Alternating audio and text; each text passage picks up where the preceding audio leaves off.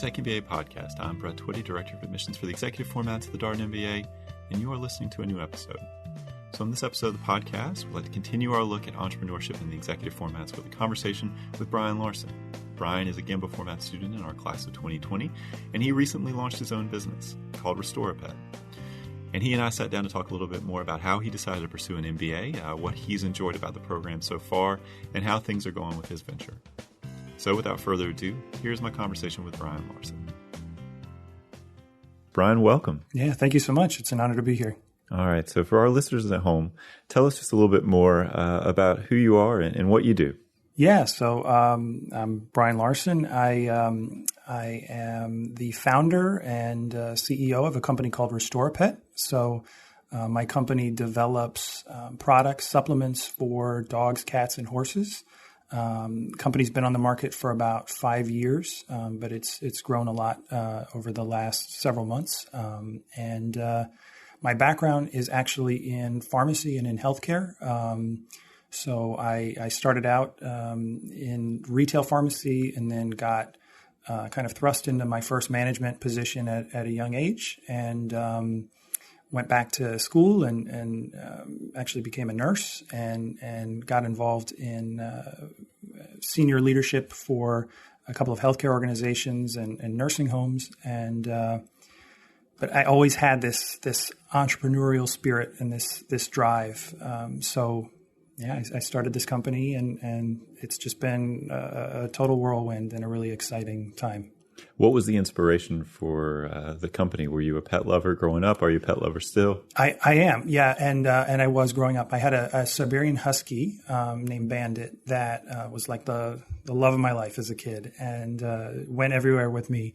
And she developed arthritis at a pretty young age, and then got bone cancer. And she had this really kind of rapid decline that was really hard to watch, and just a lot of discomfort, a lot of pain. And so after she passed away, I was working for a pharmaceutical company at the time, a huge medication flavoring company. And I had approached the CEO of that company and basically just kind of pitched him this idea that there was a market opportunity for developing a product for pets, for dogs and cats, that was a supplement that was going to be based on just basic antioxidant science that was really aimed at improving the quality of life for these pets. And that guy, the CEO of that company, later sold that company for a tremendous amount of money and became my business partner. So we founded the company together in 2014. Sadly, he passed away about 2 years ago, the week after I got married. And that kind of started this process of, me taking the reins alone and really needing to, I hate to use such obvious Darden speak, but it's really true, right? This enterprise perspective of, really just having to understand every aspect of the organization and really drive things forward. But the last 2 years and the last year in particular have been, again, such an exciting time for the company. Yeah, we were talking before the podcast, a tremendous amount of growth in a relatively short period of time, right? Yeah, 500+% in less than a year. So early this year, I'm sure we'll get into the MBA experience, but I had made the decision for sure. This is a dream. Going and getting an executive MBA was something that I really wanted to do. But I was working full time at that time, and the company was growing organically on its own. And there just came that moment where I sat down with my wife and I said, this company that I'm doing part time, it's look at the potential that it's demonstrating and look what's kind of coming together with this. And, I really need to give this a fair shake. And so we made the decision in the spring that I was going to do this full time, and, 500% growth since then. It's just, exhausting, but in the best possible way. Mm-hmm. I imagine being able just to fully focus on it has been probably exciting for you. It's probably, it sounds like it's been a heavy lift, but it must be like it seems it's clear from this conversation that obviously you're really passionate about the work. So it must be nice to have that opportunity to fully focus on the business. Yeah, I've always kind of had this philosophy that in life you should always have more than one thing going on, always have more than one. More than one passion, more than one, a side gig or something like that. But what I've learned is that really being able to focus primarily on one specific initiative, one company, is so much more rewarding, and you can give yourself so much more fully to that. And then having some hobbies, you and I have talked about this. We're both musicians or have a passion for music. Mm-hmm. That's always wonderful, but professionally to have one focus has been really great. And so what a year it's been for you, obviously focusing on your business and also starting at Darden. You're now, at the time of the recording here, you're wrapping up Q2. So you're 1/5 of the way done. I can't believe it. Yeah. So it seems like, I know I say this with a lot of folks when they're on the podcast, it really does seem like you just started and how quickly people progress through the program. You've already been on one global residency at this point. Yeah. It's really hard to believe, right? I mean, we just finished finals a couple of days ago, and the idea that we are now 1/5 of the way done, it's going by so quickly. But, I really think that that's a testament to the quality of the program, that it's not dragging on. It is just, you are so deeply immersed in it that you blink and here we are, 1/5 of the way done. It feels like yesterday that I was, just starting LR1 and day one, and here we are. And here you are on the podcast. Yeah. So, talk about the decision. What prompted you to think, "Oh, I need an MBA," and then what led you to say, "I want to go to Darden"? Yeah. Well, so I always had that entrepreneurial spirit, and I always had a passion for business. Being in senior leadership in healthcare, it was an interesting experience in the sense that I was able to take on kind of a large vision for the organization. I had some involvement in budgets and different aspects of the company, but that's really an operational, for the most part, level role, director of nursing, that kind of a thing.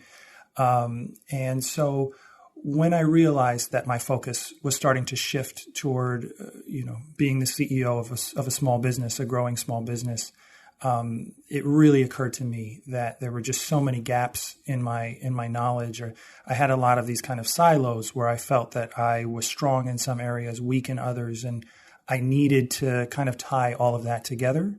But I needed it to also work within my schedule. So the concept of an executive MBA, it was perfect for me because number one, right, I was going to be able to apply what I was learning in real time, but I couldn't step away and do a 2-year residential MBA.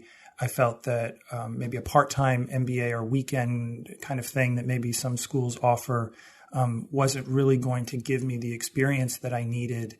I really wanted to feel immersed in a program, feel like it's a full-time program, and certainly the executive MBA is that. It is a full-time effort, but to still be able to run my business is critically important.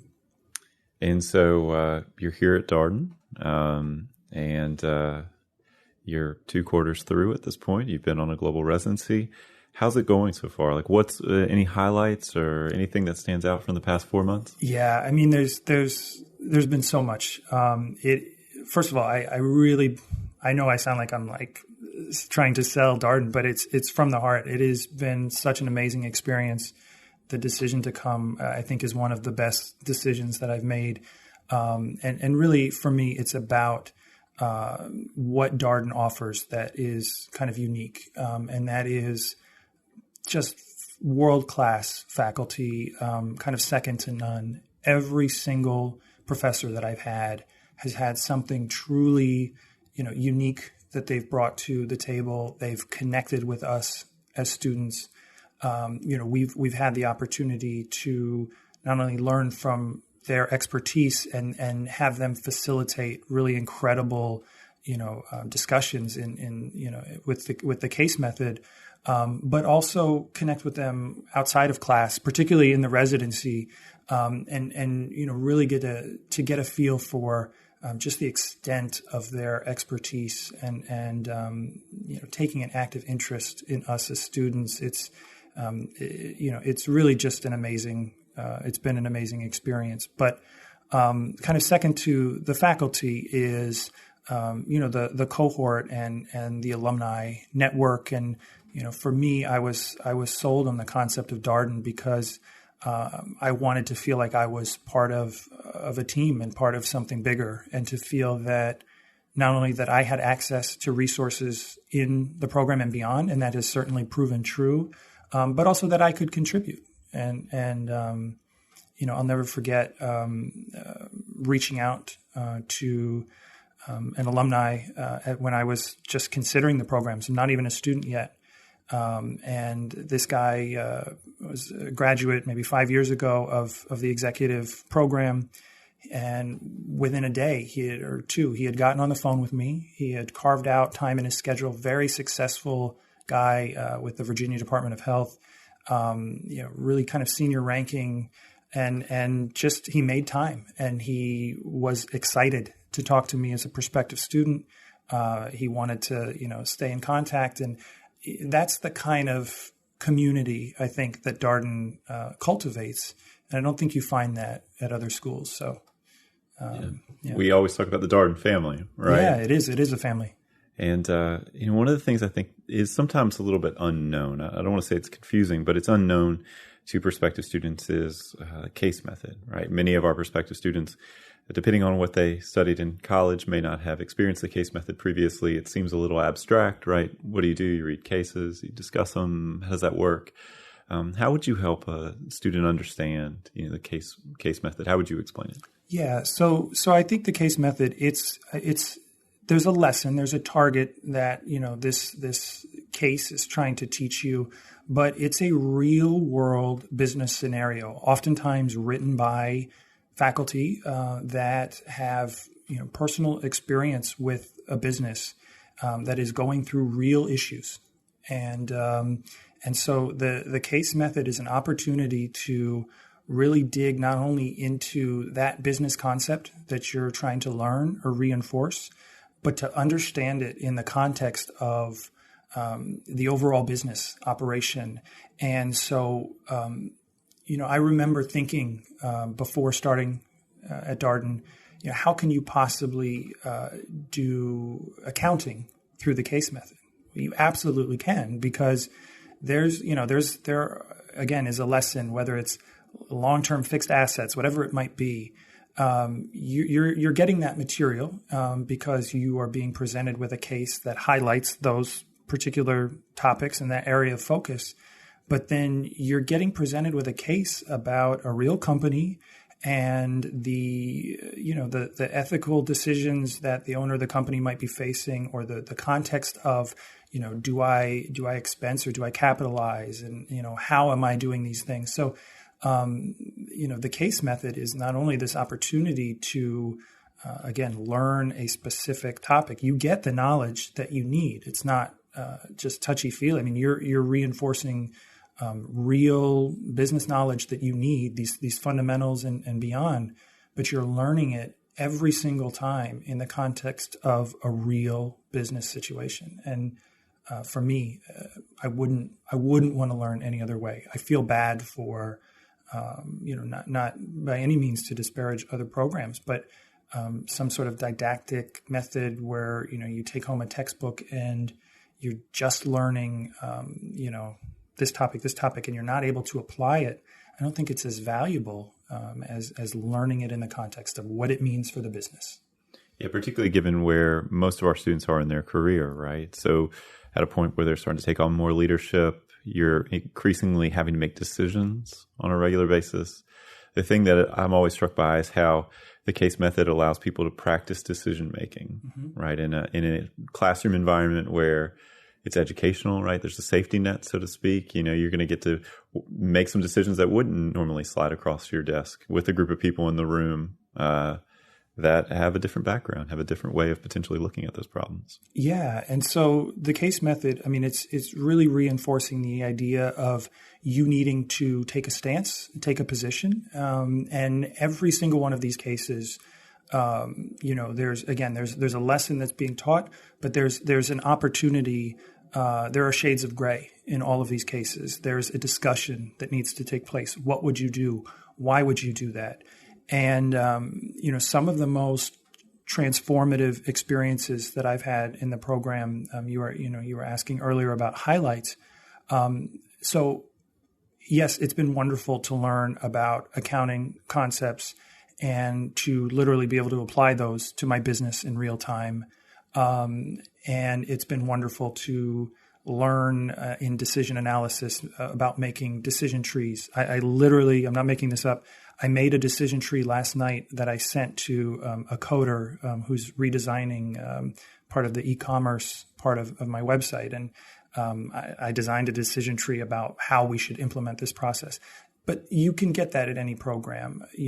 Ultimately, with the case method, I've looked at sort of the context of these decisions, and I have found where I have strong bias, and I have gotten feedback from classmates and from my professors in the ways that I took a strong stance on something, and I might have missed details, some of those shades of gray that I'm really here to learn about and to appreciate. And so for me, those transformative experiences are kind of the personal reflection that I'm doing. Not only, again, it's great to learn those concepts, but to look at the other side of that and to say, wow, that really challenged me on a personal level to think about, how I would have handled that leadership scenario differently, what my gut reaction was, and now how I would have done that differently upon greater reflection. It's very, very valuable. Yeah, that self-awareness that comes with being. The other thing that students sometimes talk about is how quickly you figure out what you're really good at and what other people might be better than you at. So when you think about putting together a team, you have a sense of your strengths and your blind spots. Yeah, 100%. And being able to appreciate, as you said, what you know, what you don't know. But really, as a leader, you still need to be able to assign those resources. I mean, especially for me in my role, the small business where I have a number of staff members, but I say I'm the CEO and the janitor in the sense that, you've got to have a lot of flexibility and jump right in. But getting that appreciation for your blind spots and being able to allocate those resources and find team members that can help you out on that front, very deeply valuable. But you still need, I think, enough knowledge about the situation to make those decisions and know when, you need to call on other people. And so it's still deeply, deeply valuable. Yeah. So when you did your interview, you had recently come back from Vietnam, I believe. Yeah, and good memory. So you had traveled quite a bit, and you're a GEMBA format student. That's our global executive MBA format. Is the most global option of our executive formats. Both are global. It's worth noting our executive MBA students do 1, maybe 2 global residencies. Those are week-long global trips. Our GEMBA format students do 4 week-long trips. They go to all locations. Brian just went to Brazil, and he'll go to China, Western Europe, and India. And so very full first 16 months or so of the program. Yeah. What led you to choose the GEMBA format? Yeah. So for me, it was an easy decision, both with RestoraPet, with my current company. We've expanded into Canada and into Mexico. We are actively in discussions right now with a partner in Australia and in expanding the product line into Australia and Oceania and so other parts of the world. So I wanted that global perspective, but for me, the GEMBA program was not only an opportunity to travel and to see some really interesting parts of the world that I either hadn't been to or didn't feel that I had immersed myself in deeply enough. But it was an opportunity to understand more of the cultural context of how business is conducted in other countries. And I think that there's just tremendous value in understanding those kinds of things and then applying them even domestically. So you can own or be a manager at, or aspire to be a senior leader at an organization that never conducts business outside of the United States, and still get tremendous value out of going to a place like Brazil and understanding the cultural context of how they, deeply value their personal relationships, and the way that they conduct business is that you get into a meeting and you spend an hour talking about everybody's family before you actually get down to business. And, to really appreciate different cultural perspectives. We in the United States, we're a melting pot. And so those global experiences, I've only been through one so far, but it's a really rewarding experience to see how business is conducted in other parts of the world.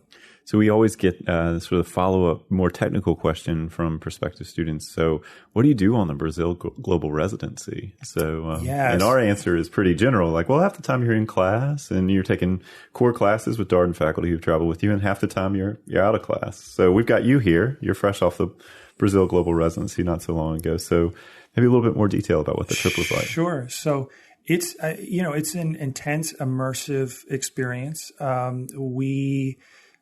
So for us, in the Brazil residency, we were taking a leading organizations course. We had a course that was specific to global leadership exploration, and then we had accounting. And so a lot of our cases were tailored toward businesses in Brazil or businesses in South America. And so we got down there and we immediately jumped into our cases. And so it's similar to our weekend residencies. It's long days that are focused on multiple cases that are complementary.